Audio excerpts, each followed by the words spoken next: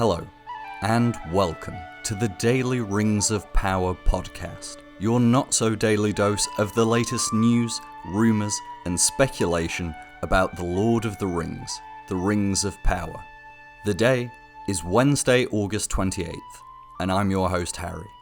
I hope you're having a wonderful morning, afternoon, or evening, wherever you are in the world. It's less than 24 hours to go until the first episodes of Season 2 begin airing. And whilst you might have thought that there was no way I was going to release another episode of the podcast on this last day, well, you were quite wrong. That is because I can now bring you my full, spoiler-free review of the first two episodes of Season 2, which I saw last week at the world premiere in London. Once again, I have to express a big thank you to Prime Video for the invitation to the event, as it was truly an experience that I'll treasure for a lifetime.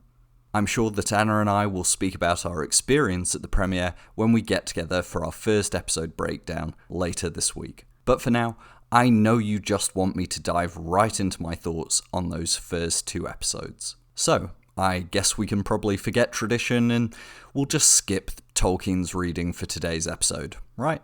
Wrong. On this podcast, we do not set aside our traditions so lightly, and we will of course begin with a short reading from the Professor's work. Today's reading comes from The Lord of the Rings, Book 1, 3 is Company. Frodo shut and locked the round door and gave the key to Sam. "Run down with this to your home, Sam," he said. "Then cut along the row and meet us as quick as you can at the gate in the lane beyond the meadows. We are not going through the village tonight. Too many ears pricking and eyes prying." Sam ran off at full speed. "Well, now we're off at last," said Frodo. They shouldered their packs and took up their sticks and walked round the corner to the west side of Bag End. "Goodbye," said Frodo, looking at the dark, blank windows. He waved his hand, and then turned and, following Bilbo if he had known it, hurried after Peregrine down the garden path. They jumped over the low place in the hedge at the bottom and took to the fields, passing into darkness like a rustle in the grass. Just as Frodo and his fellow hobbits are setting off on an adventure, it very much feels like we are all about to take the first steps on yet another exciting journey. And just like Frodo is following in Bilbo's footsteps, we ourselves are following in the same footsteps we took when we began our Season 1 adventure in September 2022. So, we're back 2 years later from when I last released my Season 1 spoiler-free review. And I guess I should start by describing how it compared to the inaugural season's first two episodes. Well, I'll say this. If Season 1 gently immersed you back into the world of Middle-earth, introducing you to both Tolkien's characters and the show's original creations, whilst hinting at some of the mysteries the first season would explore, Season 2 charges onto the screen and grabs your attention from the very first scene, with a prologue that I can only say sets the darker tone for the season from the very first shot. We pick up right where we left off at the end of Season 1, as your favourite characters set out on the next steps of their journeys. As the showrunners, cast and crew have been saying for months now, if Season 1 was laying the foundations for the wider Second Age story, Season 2 wastes no time and dives headlong into the drama. And by the end of these two episodes, you will know what the stakes are and how much peril awaits around the corner. Now that's not to say it's all heavy metal action, because the thing that I loved most about Season 1 is still there. There are a bounty of dialogue-heavy scenes, filled with real emotional weight and often revealing new insights into characters' backstories or motivations. These scenes also reward both viewers from Season 1 and readers of Tolkien alike, building on pivotal moments from the first season, whilst also drawing in references and allusions to the books that I'm sure you will love, just as I did. I must also applaud the pacing and structure of these first two episodes. Where I know some had issues with the crowded number of plots and the resulting quick cutting between scenes in Season 1, I loved that these two episodes just allowed us to sit with some focused storylines without rushing away to others. Now listen, there's obviously still going to be so much to see in the next episodes, and lots of plots will be covered. But if the first 2 episodes are anything to go by, then I think the showrunners and writers have really excelled at crafting a structure that works.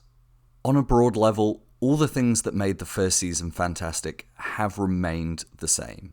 And where they have changed, it's only in that they've reached new levels of epic grandeur. So let's start by talking about the scale and the beauty of Season 2's production. I know, listeners, I'm a broken record on this podcast when it comes to direction and cinematography, but I can't tell you how wonderful it was to be watching more scenes shot by Charlotte Brandstrom and Alex Dissenhoff. I always knew that bringing this duo back from episodes 6 and 7 last season to shoot more for Season 2 would be an excellent choice.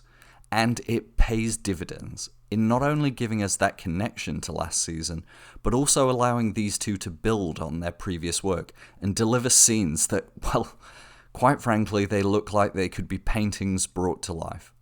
I'll give you one spoiler-free example. There was just a single shot of a character sitting on a hillside, looking out as the sun set behind them. And whilst it was only there for a few seconds, I just found myself becoming overwhelmed with emotion. And that, to me, quite frankly, is the true value of having directors and cinematographers as talented as this team are. And from what I've seen of the new director's work, they are walking in perfect unison with Charlotte and delivering that gorgeous blend of sweeping landscape shots and carefully lit interior scenes that make you feel as if you're on set with the cast.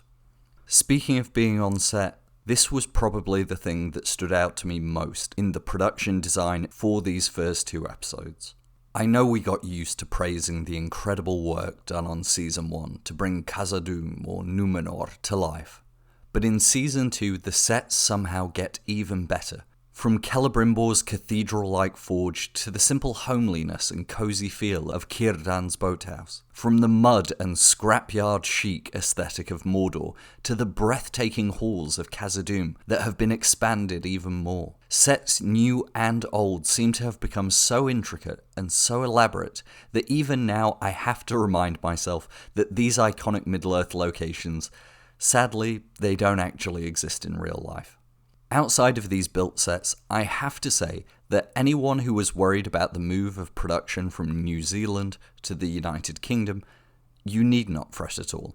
I myself have long defended the natural beauty of Britain and its ability to offer everything the Rings of Power needed for on-location filming. But seeing it in these first 2 episodes reassures me that you will all feel the same. Truly, Middle-earth continues to look beautiful. And that's without even speaking on the masterful decision of whoever it was who decided to film in Tenerife for Season 2's Journey into Rhûn. Because my gosh, never has a desert looked so fabulous. I cannot wait for you all to see the gorgeous orange and yellow hues of the landscape, contrasted against a rich blue sky that seems to go on forever. Moving from sets and locations to costume, I must simply take my hat off and applaud Luca Mosca, who has come on board as the lead costume designer for Season 2. Whilst all your favourite characters retain the broad strokes of their clothing and aesthetics you came to love in Season 1, some of these new outfits are just jaw-dropping to look at, in both their construction and detail. I promise you, it's one thing seeing set pictures or promotional shots of these costumes, but looking at these outfits in the scenes made me want to reach through the screen and touch the fabric. Well, that's a slight lie. What it actually made me want to do was steal them from their fictional owners. And finally, on the production design, the music. I mean, do I really even need to say anything? I know most of you will have already listened to the Season 2 soundtrack album that was released last week, and therefore you already know how majestic it is. However, as we all know from Season 1, listening to the album, it just doesn't quite compare to hearing it when it's paired with all these wonderful scenes. I won't spoil anything for you so you can enjoy these moments for the first time in the show, but I'll give one example without context. There was a scene accompanied by Bear McCreary's beautiful music, and it was already a moving scene. But then there came a shot, and all this shot was a single leaf floating in a river. And listeners, Don't ask me why. But seeing that shot combined with Bear's music, it made me want to cry right there and then. It's a credit to both Bear and the rest of the team that something as simple as his compositions paired with simple imagery can elicit such strong emotions. Even when I'm not listening to some emotional dialogue or watching an intense and action-packed scene. To Bear, I will simply say, bravo. Bravo, Bear. Now, obviously, I know people will want me to talk about characters, their storylines, and their scenes, which is obviously impossible given the spoiler-free nature of this review. But I'll try to give some high-level thoughts on some of the main players you'll be seeing in the first 2 episodes, some familiar and some new. Starting with our lovely elves, the returning trio of Morvith Clark, Robert Aramayo, and Benjamin Walker are absolutely brilliant. I think each of them in their own way get to build upon the performances they gave in Season 1, and start to show new layers and sides to their characters we just haven't seen before. Morvith's Galadriel returns after the tribulations of Season 1. She's still trying to find the best path forward to deal with the consequences of her entanglement with Sauron. Morvith delivers a performance that runs through the whole range of Galadriel's psyche, from the self-doubt of having made these mistakes, to the pride and determination that drives her onwards to protect Middle-earth from Sauron. Her interactions with Elrond and Gil-galad are fascinating explorations of Galadriel's parallel flaws and virtues. At times, we can see her trying to find that fine balance between wanting to be a leader who protects, and then showing a new side of conciliation as she attempts to repair damaged bonds of fealty and friendship. Speaking of Elrond, it will come as no surprise to anyone, but Robert Aramayo delivers another masterclass of a performance. Given the overall focus on Season 2, I almost wondered whether Elrond would be slightly sidelined and have less moments to shine through. And let me just say, how wrong I was. Because even in those first 2 episodes, some of the most emotionally charged and impactful scenes are those where Rob is acting his elven shoes off. Don't worry, he still has that kind as summer quality that we all associate with Elrond. But there seems to be an added burden of both his past and present that allows us to see Rob explore Elrond's continued journey to find out what sort of man, or should I say half-elf, he wants to be. Whether he's sharing the scene with Galadriel in troubled moments of tension, or seeking guidance from the fatherly figure of Círdan, I can promise you, Rob just excels here. I take my hat off to him, he continues to deliver. And rounding out the Lindon trio, Benjamin Walker gets to give what I think so many fans have been asking for, a closer look at the High King Gil-galad. The stern ruler is still there, but beneath it there is a warmth and an almost fatherly care that I don't think we'd seen as much in his scenes from last season. Slowly unravelling the stoic facade, Ben allows us these little glimpses into the individual behind the crown. Whether it's a dash of wry humour here, or an expression of concerned pastoral care there, I think fans of Gil-galad are going to love what we're getting this season. And let's not forget, as we've seen from the trailers, we will be seeing the warrior king Gil-galad in all his glory, wielding Aeglos and slaying orcs with abandon. Of course, we also have a new cast member to add to the Lindon setting, as Ben Daniels arrives on screen as Círdan the Shipwright. And listeners, I know I'm biased, you know that, I know that. But I am telling you, this was one of the most inspired casting choices The Rings of Power has made yet. There is just a softness and a warmth to every single line that he delivers. And from his very first introductory scene to the last, I just basked in the glow of his performance. Also, for a character that Tolkien wrote precious little about, I already feel like the show has given Círdan so much personality, and I can't wait to see more of that. A little note to listeners, watch carefully for a certain scene where Círdan makes what I can only describe as the most unexpected reference to a First Age character. I won't spoil it, but of all of Tolkien's First Age figures from the past, I was not expecting this one. It's great. Staying with the elves, but heading over to Eregion, we return to, of course, my favourite character, Celebrimbor, played by Charles Edwards. with Galadriel and Elrond back off to Lindon, we almost get what I can describe as a slice-of-life view of Celebrimbor, as he oversees the expanding and never-ending work of his forge and his ambitions to create new and beautiful things. I really can't say too much about Celebrimbor's scenes in these episodes, but I'm delighted with the direction they're taking the character in, and from what I've seen so far, he will be one of the absolute shining lights of Season 2. He's also joined by new cast member Emilia Kenworthy as Myrdania. And whilst it's early days, I love that they've given Celebrimbor additional characters to play off inside Eregion. Emilia's performance is very charming, and I'm curious to see how her character evolves across the episodes. One more note on Celebrimbor. Just like I've said that they've given Círdan warmth or Gil-galad a sense of humour, I also like that we see more of Celebrimbor just in his natural environment, trying out new things in his forge, and even showing how he might celebrate the surprise of a welcomed visitor. It's a real treat to watch Charles on screen. From the light to the darkness, we of course have to talk about Charlie Vickers as the Lord of the Rings. Of course, we're not quite there yet in terms of giving Sauron his proper title. But if I praised Charlie in Season 1 for his chameleon-like performance as the just-a-normal-guy Halbrand, before his reveal as Sauron in Episode 8, well, in this season, he turns that chameleon factor up to 11. Every single scene I was watching Charlie so closely, and just entranced by the way he's playing Sauron, who, as we have been told from all the cast and crew interviews, is very much at the centre of everything this season. There's something that's frankly just so much fun about watching Charlie explore all the different ways Sauron is looking to deceive and manipulate the characters around him. He shows imposing strength one moment, and then feigns weakness the next. It is an absolute delight to watch him weave his way through this story. And yes, the showrunners really weren't lying. From the prologue of Episode 1 right through to the end of Episode 2, you can really tell that we are watching this season as all the characters dance unknowingly on the strings of Sauron's web. There's not much more I can say without giving spoilers, but put simply, never has the show been so vindicated for taking the slow build-up approach to Sauron in Season 1, because in Season 2, it pays off in all the dark and delicious ways you hope it would.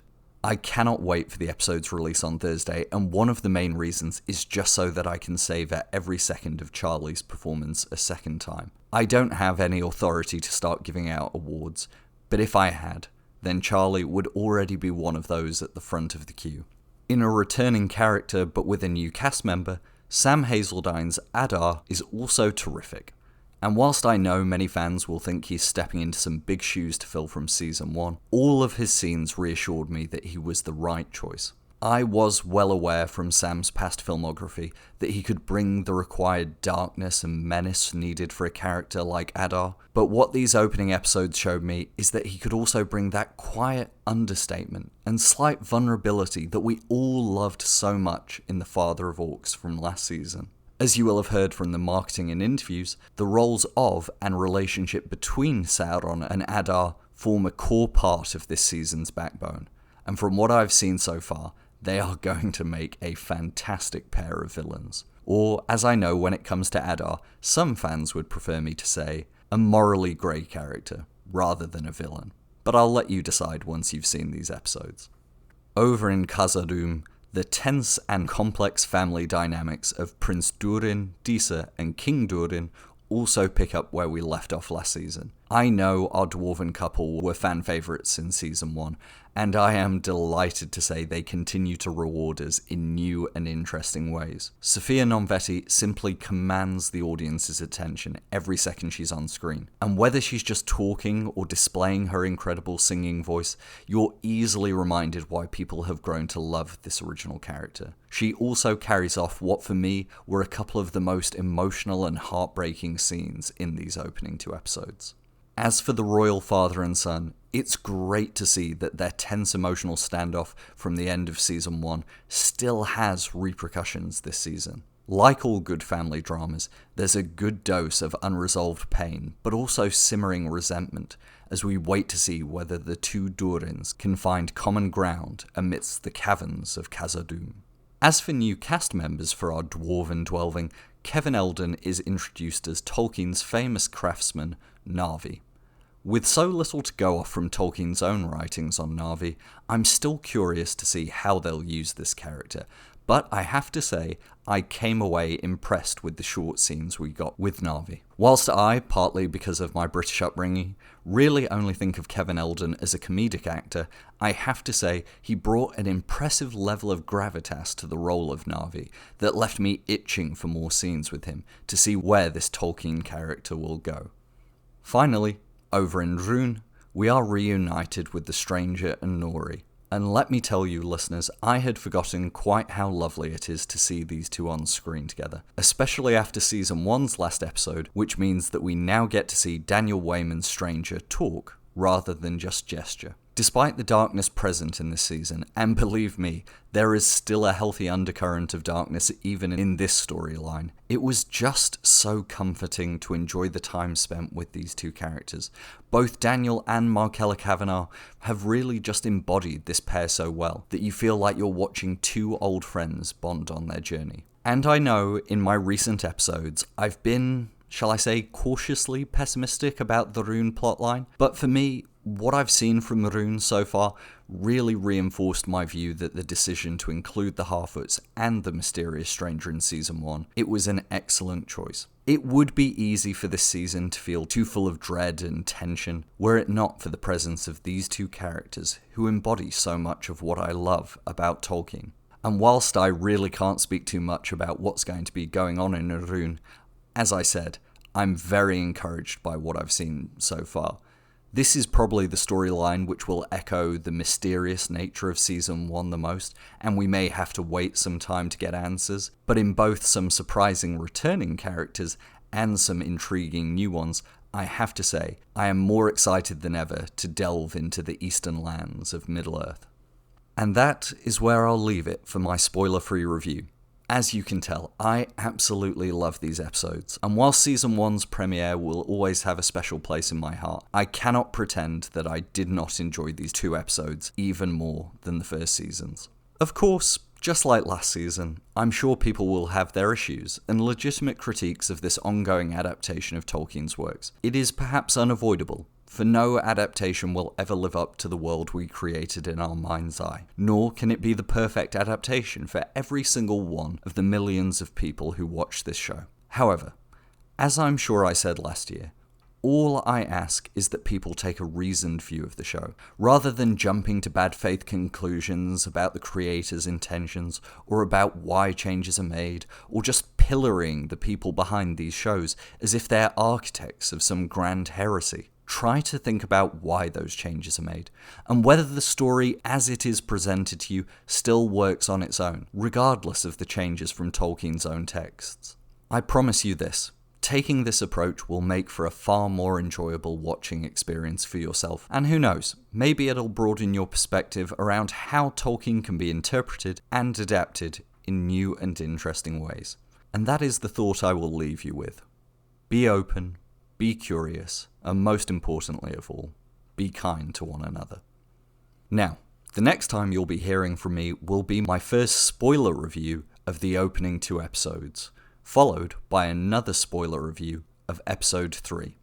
And then, what I know you're almost looking forward to, Anna will join me for a full breakdown of all 3 episodes. Please pray for us, because we're going to need it to keep this episode to a human length.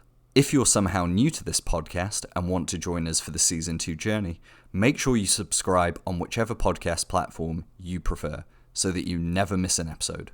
We're on Spotify, Apple, Amazon Music, YouTube, Audible, and pretty much any podcast platform you can choose from. And I didn't want to talk about this at the top of the episode, as I know you were all anxious for me to start my review, but I recently launched a Patreon for the Rings of Power podcast. The reason I did this was to try and find a way to both make running this podcast sustainable, but also to deliver more content for all of you and to improve the quality in the coming months and years. I won't bang on about it today, but if you are interested in supporting the podcast and receiving benefits like episode scripts, bonus episodes, behind-the-scenes updates, and more, head on over to patreon.com/dailyrop. You'll find the link in the episode description.